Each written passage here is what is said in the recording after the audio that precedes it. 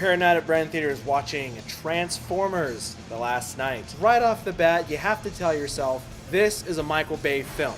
So you already know you're going to have very good graphics and effects, you're going to have amazing explosions and action, you're not going to get a good story. So going into this movie, I really kind of dumbed my expectations. The movie was not bad, it was not good. I actually found a lot of the comedy funny. There was a lot of funny moments with characters and things and puns. Some of it felt kind of forced and some of it kind of fell flat, but still I found myself laughing at it nonetheless. I guess if a giant dinosaur is doing something, you're going to say some quip and you're going to kind of maybe find that funny. Maybe that's what you would say in a real life situation. I have no idea. But so for me, it was just like funny. Honestly, I'm not really a big Transformers fan. I enjoyed the first one for what it was, even though I had some complaints about it because I did watch the cartoon as a kid. But the movies are just kind of too scatterbrained for me, and each one that I've seen becomes more and more scatterbrained in my opinion.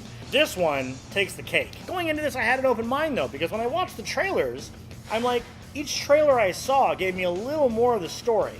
And I'm like, this kind of sounds intriguing. I want to see what they're doing with the whole Knights of the Round Table thing and all this stuff they're showing us in the trailer. I was super intrigued. So I came with an open mind. That being said, this movie is a little wishy-washy for me. And what I mean by that is there were aspects I definitely enjoyed. There were one-liners, there were jokes, there were a couple characters. The leads even were cool for me. Wahlberg and the young lady that played the other important part, the professor from Oxford. They were good. I enjoyed their parts. I enjoyed what they were trying to do.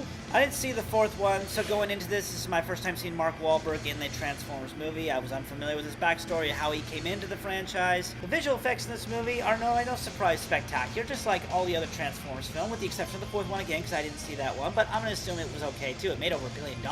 But it seemed like this was just standard now. It's nothing special. When the first one came out, we were all in awe, but now it's kind of like, yeah, whatever, been there, done that, seen that. It just felt like the action in this movie was blown way out of proportion. Action, action, action. I know, it's a Michael Bay film, but at least the first one had substance, for crying out loud. It had good music. This one, the music was meh.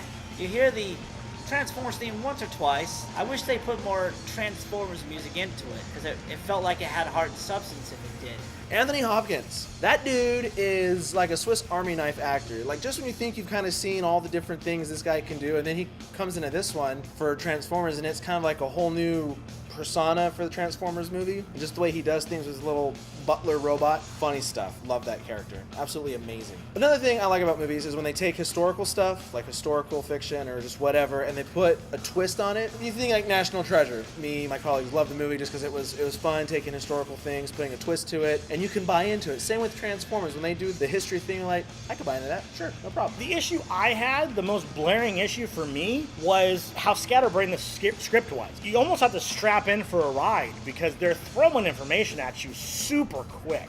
I like to think that I follow movies really well. I haven't really had a problem following a storyline, but there are a lot of moments in this movie where I'm like, wait, where are we again? Wait, I thought they were on that thing that's falling. No, maybe they're not. Or maybe they are. I'm like, was that just 20 minutes of exposition? Like, super, super thick story. And with that being said, you can poke all kinds of freaking holes in it. There are many, many points where I'm like, they're not playing with their own rule they established. It's like they just established that it actually works like this, but right now it's working like this, and there's no reason why it should be working like that. There are some pretty seriously, like, big moments in the movie where I couldn't feel the impact of it because I was too busy going, wait, how did that even work?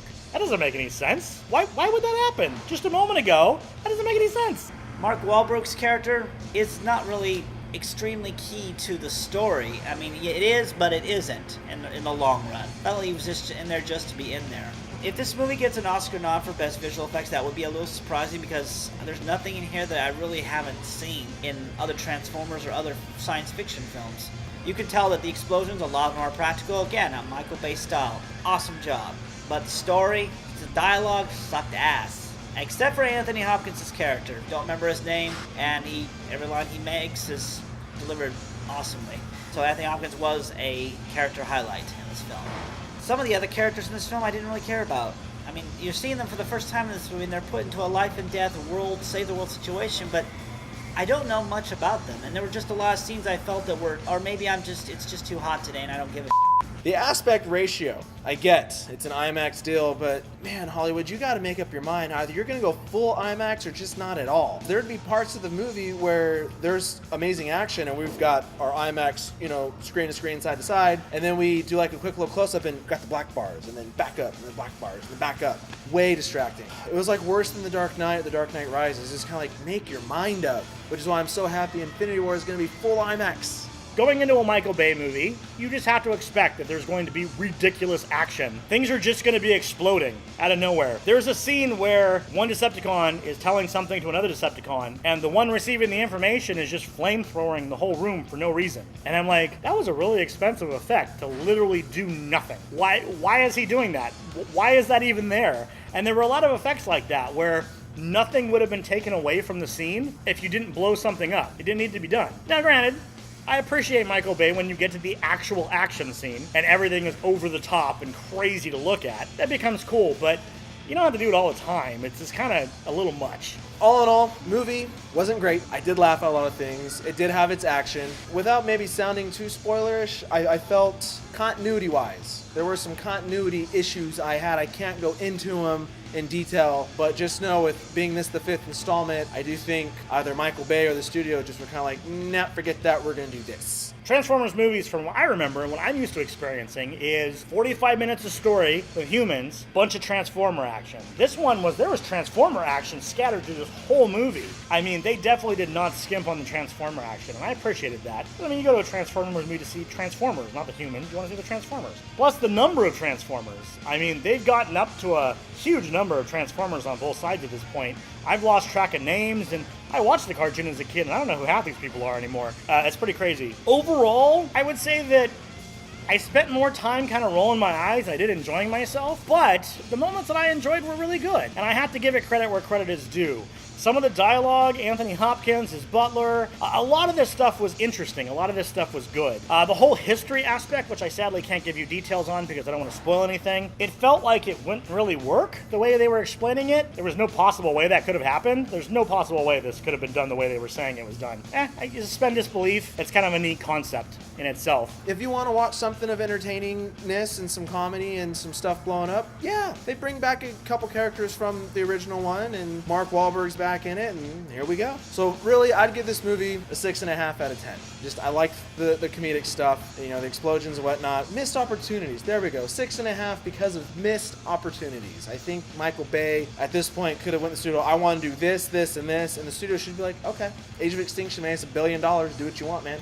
I give this movie a 6 out of 10. It is by no means an amazing movie, but it has moments. Keep in mind that 6 out of 10 is from a non-Transformer Michael Bay movie fan. If you love these movies and you look back at all the past movies and you get excited about them and you enjoyed them, go see this movie, man. It's more of the same. This is made for you. But for me and what I'm looking for, this is a 6 out of 10. So out of 10, I'm going to give this a 5. Good action, good explosions, good effects. Anthony Hopkins, you're a highlight in pretty much every movie you're in. Dialogue was cheesy. If you're a Transformers fan, you're going to love this movie. You're not going to care what critics think. It did have the lowest approval rate on Rotten Tomatoes, though, 15%. Yikes. They might do one more, but Michael Bay has already said he's not going to be involved. But of course, he said that after making the third movie, and what do you know? 2 more came out with him directing. Question for you this week. Out of all the Transformer movies from Michael Bay, what's your favorite Transformer or movie? Mine's number 2. That's right, number 2. Go on ahead and like this video and favorite it. Subscribe to this channel. When you do that, you get more movie reviews like this. And remember, guys, you heard it here at The Source.